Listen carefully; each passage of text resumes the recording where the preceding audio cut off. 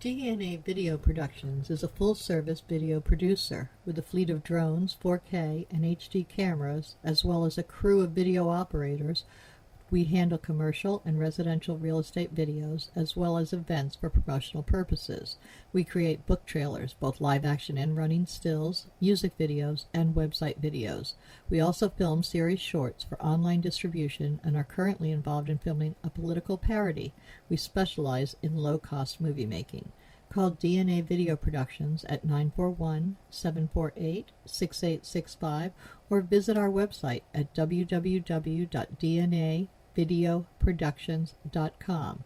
That's www.dnavideoproductions.com. Thank you. Our sponsor this month is Published, an affiliate of Village Voices. Published offers all author services from writing tips, critiques, manuscript evaluations, and editing, as well as tips to help you become published.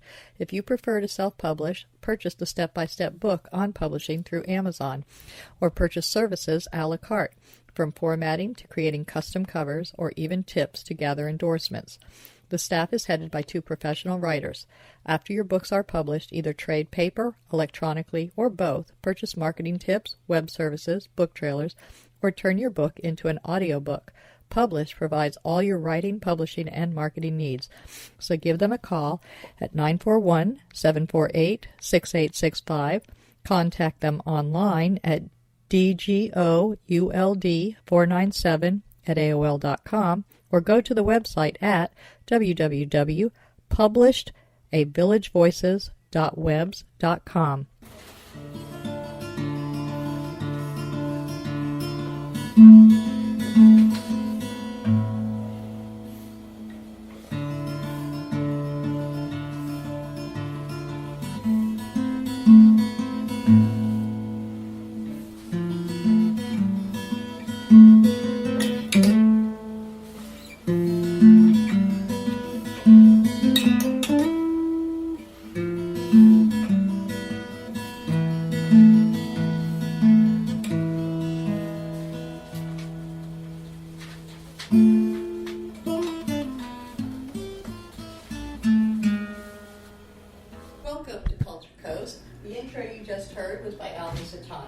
And today we are interviewing Lee Firestone, artist and musician in the Village of the Arts in Bradenton.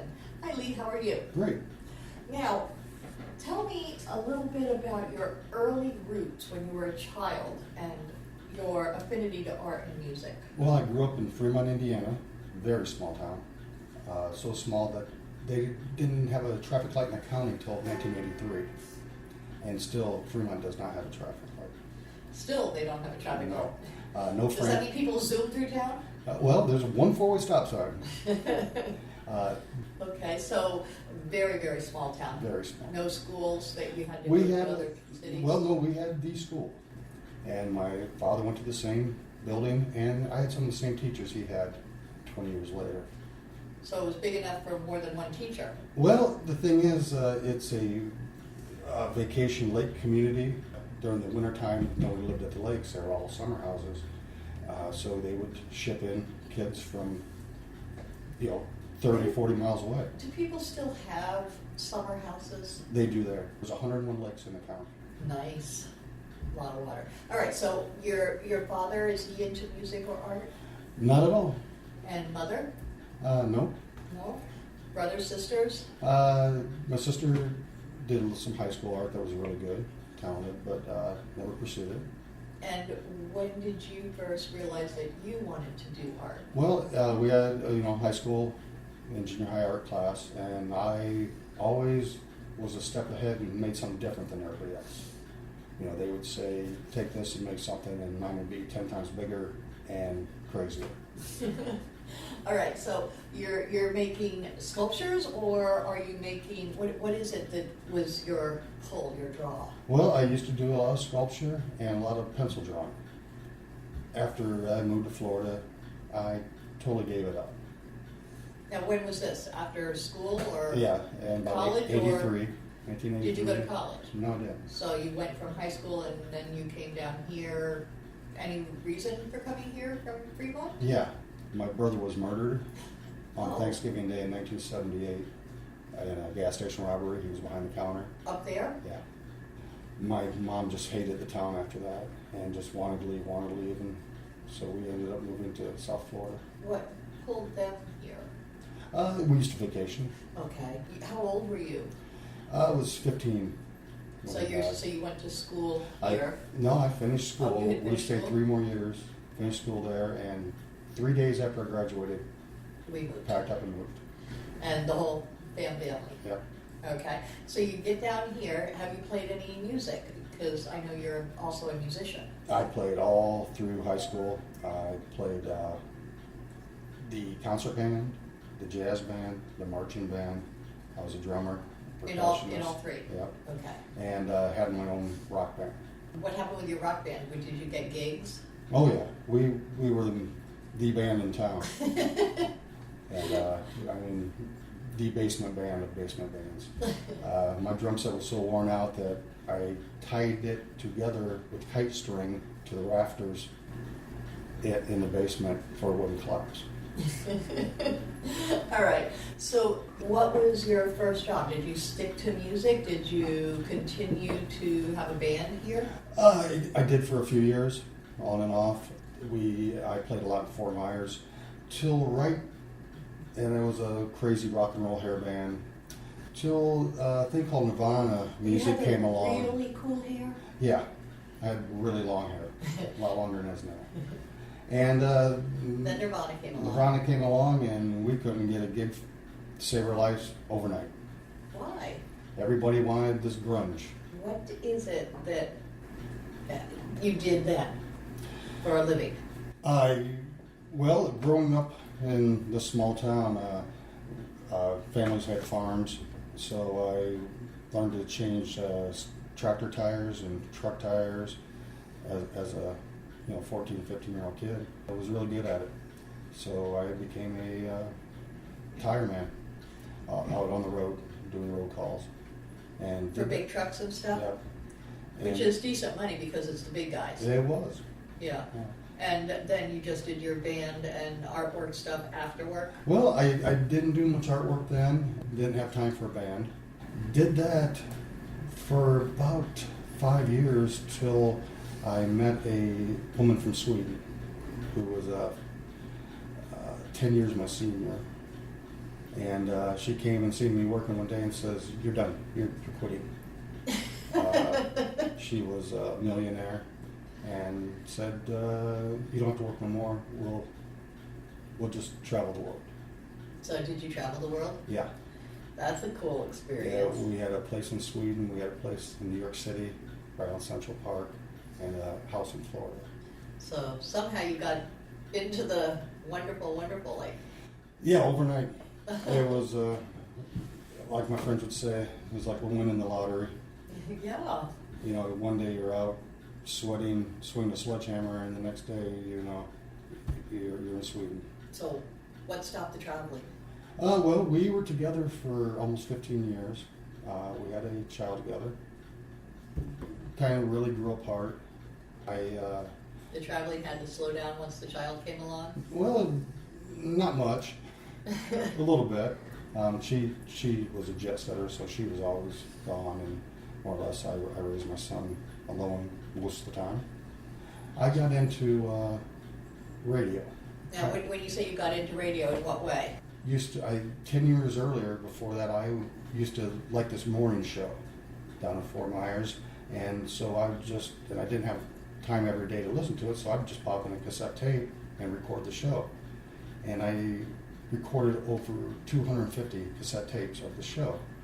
3-host show, Joe, Stan, and Haney.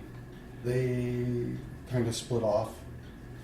Joe went his own way, and Stan Haney brought Joe back to the station, and he had his own night show. And a lot of callers would say, "Hey, do you remember when you had this guest on? And do you remember when you did this?" And kept saying to himself, "Oh, I got that on tape. I got that on tape." So I'd sit around. I had a lot of time on my hands, not working, and I organized all my tapes and write on the tapes what they were, and I had a big bulletin board, and had, You really like this show. yeah, had them categorized exactly, what was there, and then I would call in, and I'd never say a word. I would just call in with the little bit that they were talking about, and I did that for a year and a half. I would never let them know who I was, and they called me the off-air producer. And then eventually the station tried to put the three guys back together to do a show again, and they would more or less they would overlap their show. Uh-huh. The two guys would have the show, and then for an hour they'd send them together, and then the other guy would have his own couple more hours. And during that overlap, I'd make whatever. I mean, I'd splice stuff together, and I'd call in and just blow their minds. And they would beg, whoever you are, we want to talk to you. We want your material.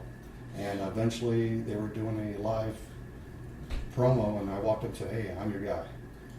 And that was like on a weekend, and they said, "Monday morning, you come down to the station.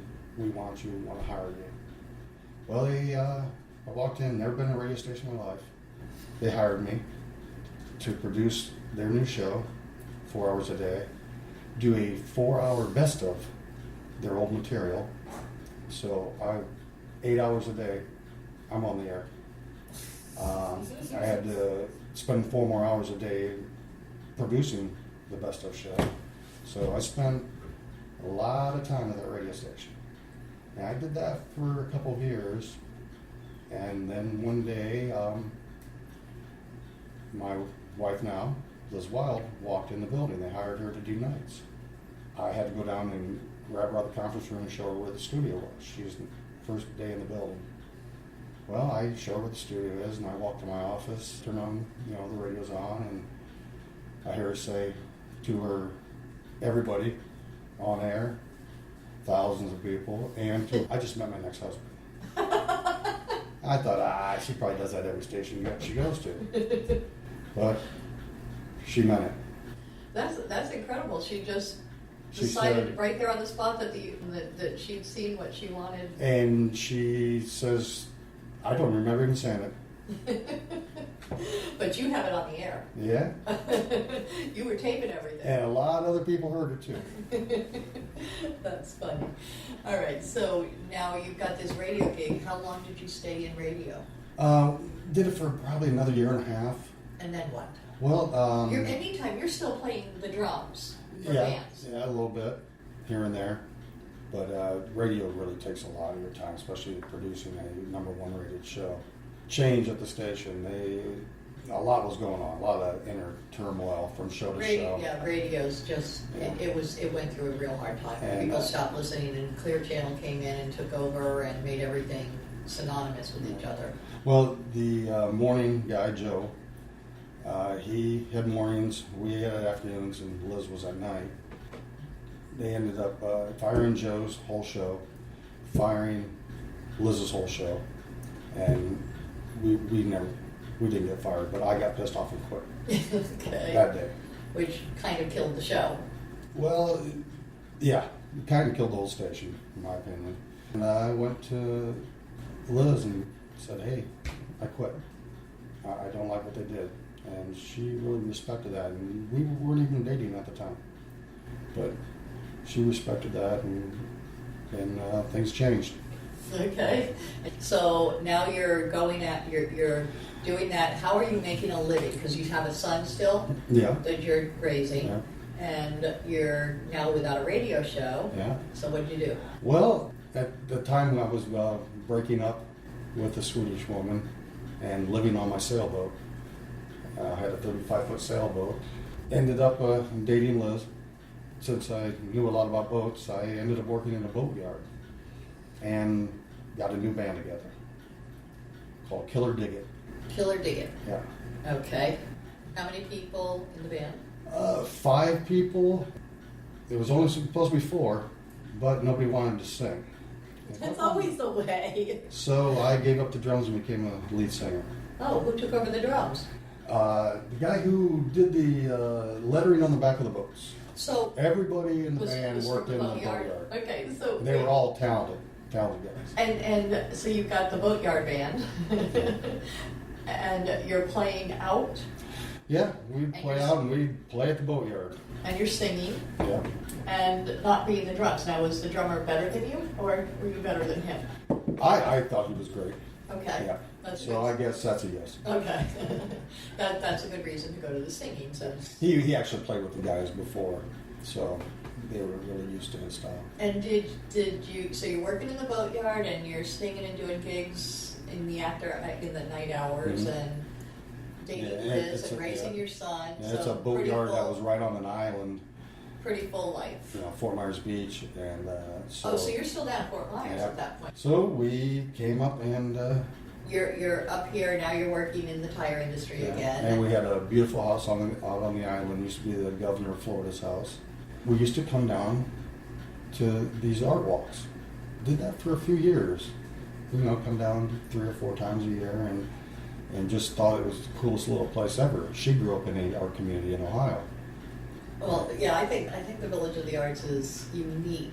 Like, people are like, oh, well, it's not the largest art colony. Well, yeah, I think it actually is the largest space-wise. It's huge. 42 square blocks is a lot of, but we don't have as many galleries as some of the other art colonies that are situated around. But it's just so unique, and I would love to see it grow more and more so that it's a real village, not just arts, but the people who have fresh foods and fresh everything, where we have doctors and accountants and people we know. It would be so cool to have that little miniature global type community inside, but we're getting there. Yeah. We are getting there quickly. Now, so you saw the community. Yeah, and always we're discussing the Village of the Arts for our viewers. Always thought it was really neat, but never thought of living here or having a gallery or anything like that.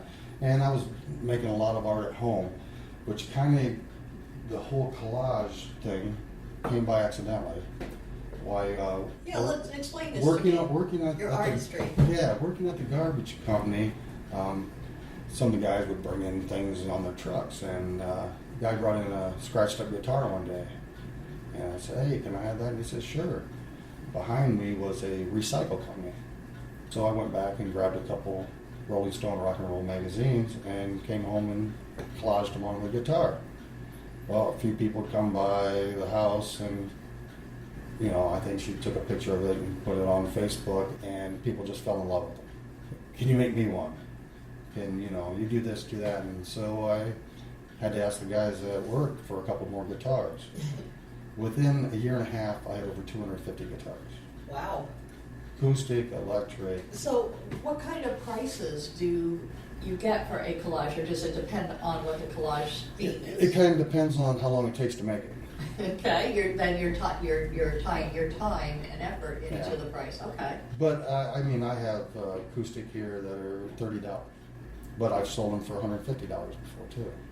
Now the electrics are more. I don't do much of the collage on the electric right now. Kind of heavy. Well, for hanging on the walls. Well, the thing is too, I like to make it where people can play them still, and usually you do it on the backs of the electric. Yeah. So no one's going to see it. Okay. Well, I've done a few. All right. And then you decided, how did it come about that you moved here to the village? Well, she says, I'd like to go looking around for a place down there just to have a gallery. To rent out just to. When was she? She was still in radio.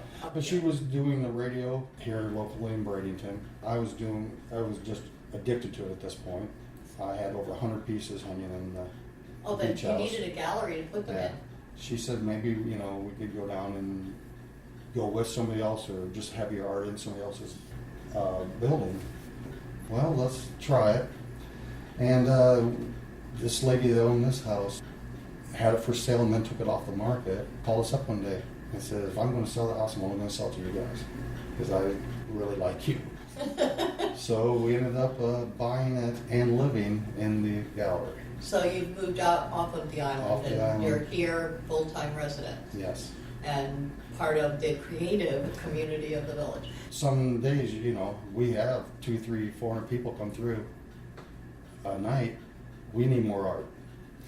So, and I didn't know how good of an artist she really was. And she started making art and blowing my mind away. Okay, so she's an artist, you're an artist, and you're a musician. Is she a musician at all? Yes.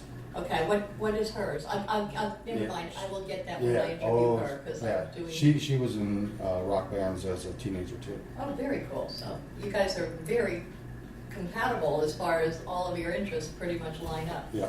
So now you're in the Village of the Arts. How long have you been here? About a year and a half. About a year and a half. And everything's going pretty well? Yeah, and getting 200 or better. 300 people at on a art walk night's pretty good. Well, sometimes we've had more than that, but And on sales? average. Sales are going well. Your guitars are moving. You don't have 150 of them on the walls anymore? No, only about 30. That's not bad. You're moving them in and out. Now, tell me a little bit about where you see your future going with art and music. Which one's primary? Well, I gotta do art. It's just. You have to do it. I have to do it now. I have to find time to make art. I have probably 6 or 7 projects going at all times.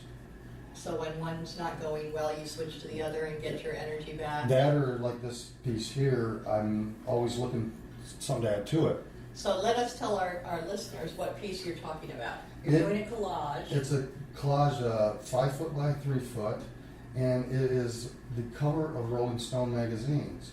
In every Rolling Stone magazine, they have a postage stamp size cover of the month before, and at the back they have something called the Vault, and it is a cover from 10, 15 years ago. So I can pull 2 out of each magazine. It's going to take over 500 covers to do this piece, and I already have almost 300 on it. Very nice. It's a boy laying in bed, and you're looking over his shoulder, and he's reading a Rolling Stone, and then on the wall is covers of the magazine. So when this is all done, it's going to cost a few $1,000s, and you're going to sell it to Rolling Stone, right? That's why I figured Rolling Stone would probably want it more than anybody. I would think so, yeah. And it's one of a kind I know cannot be duplicated. Very cool. Very cool. So that's just a project that you only work on less than an hour a month, though, right? Well, it depends on how many magazines I can stack up. And then I go through them, and it's just such a good feeling. It's like, I don't have that one, I don't have that one, I've never seen this one before. And sometimes I'll lay, 10 on it, sometimes 20. So it just collects, it stays there until you've got a collection to work with it. Yeah, and I'm still talking to the recycle guys. Find me Rolling Stone magazines, and sometimes they'll give you 2, sometimes they'll get you 20. Very nice. All right, well, where else do you see, you're still going to continue doing your guitars. What other types of projects are you doing? Well, the thing is, we have a 3-room gallery, and the front room I had over 200 pieces of art last year in it. So you're going to talk about your museum now. So I said this is just too cluttered, too crowded. That's the first room people would walk into. It's a 6.5 by 28 foot room, and you get 50 people coming through the door an hour. It was just, they couldn't even see half the art, and it would be too crowded. Well, the thing is, I thought, well, I'll just take a little bit of the art out. And one night I had a young, early 20s guy come in, and he looked through the kind of the rest of the house. You can, as you're walking from room to room, you can see, other rooms, and he noticed I had a lot of antique furniture, and he says, "Do you have any antiques for sale?"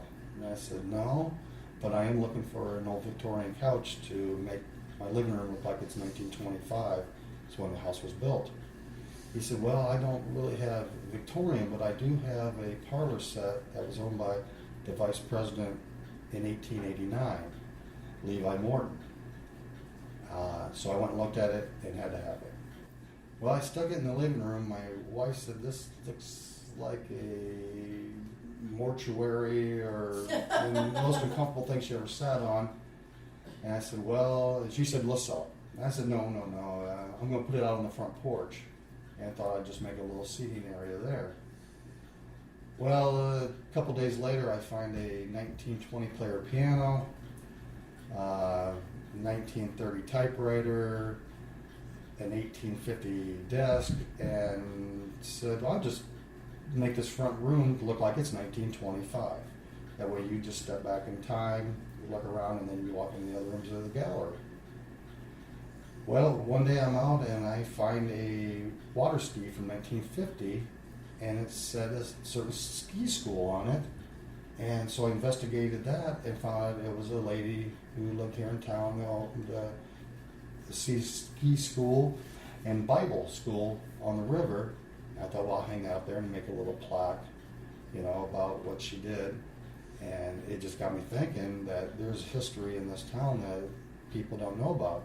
I've had people walk in this gallery and said, I lived here for 40 years and I didn't know Village of the Arts was even here. I know, that's so embarrassing sometimes. How can you be in this town and not know about this?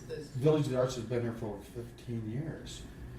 And so I started investigating a little more of the history that people don't know about, like why Bradenton's named Bradenton.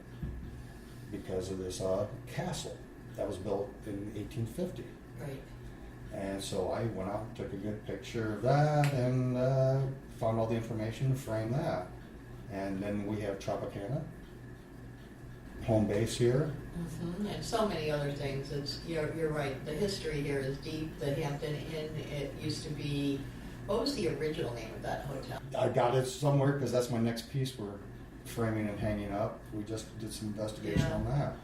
Well, the baseball field here McCatchney is the oldest running baseball field in the United States. Wow, I wasn't aware of that. Yeah. It also has not had a lot of upgrades. It's still very. They used to call it the antiquated. Potato Patch. It's very antiquated. Babe Ruth played there. Dizzy Dean, Lou Gehrig, a lot of the big names played there and lived here locally.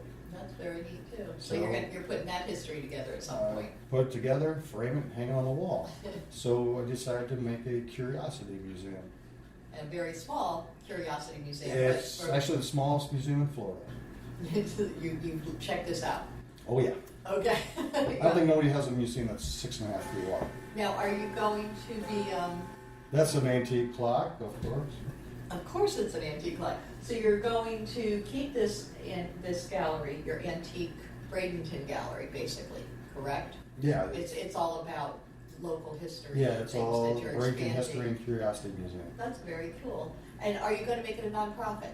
Yes. Okay. Very Oh yeah, cool. it's free. Everything's free. But to walk it's in these official. doors. Are you going to make it an official museum? Yes. Very cool. All right. Well, it was very nice having you on Culture Coast. If people want to get a hold of you or see some of your art, do you have an online? Yeah. Firestonegallery.com. Firestonegallery.com. And are you on Facebook? Yes. And do you sell from Facebook at all? Yeah, we do have a store. So it's Firestone Gallery on Facebook or firestonegallery.com. Yep, and the links are all there. All right. Sounds very good. And thank you for being on Culture Coast. Thank you for having me. All right. Nightmares. Frightful visions during the night, causing terror and loss of sleep. Daymares. Frightful visions during the day, causing fear and paranoia. Gothmares. Gothic visions that can happen anytime, causing horror and disgust. But sometimes they offer answers. Read Gothmares if you dare. Gothmares, a young adult novel by Al Musitano, available on Amazon and fine bookstores everywhere. Village of the Arts, the largest artist colony in the state of Florida, located on 42 acres, includes artists, homes, galleries, gardens, and restaurants featuring handcrafted gifts, fine art sculptures, painting, photography, enviro art, healing arts, books, mystics, and musical variety. A few of the galleries are unique in their offerings. Village Voices specializes in books and art created exclusively by Florida residents. The Dancing Crane Gallery offers fine art, custom jewelry, and unique, innovative art. The Village Mystic offers all things metaphysical: meditation, massage, mediums, aromatherapy, psychics, shamans, Reiki healing, and the gem mine, where you can mine for your own personal treasure. Yoga Arts offers classes or one-on-one coaching. Musicians and bands can be found throughout the area. Many of the artists and musicians offer classes. Restaurants and bakeries provide respite for the weary and magic for the foodies. Visit during the first Friday Art Walk and stroll through the shops and galleries enjoying free appetizers, wine, music, and demonstrations. For hours and information, please visit the website at www.villageofthearts.com.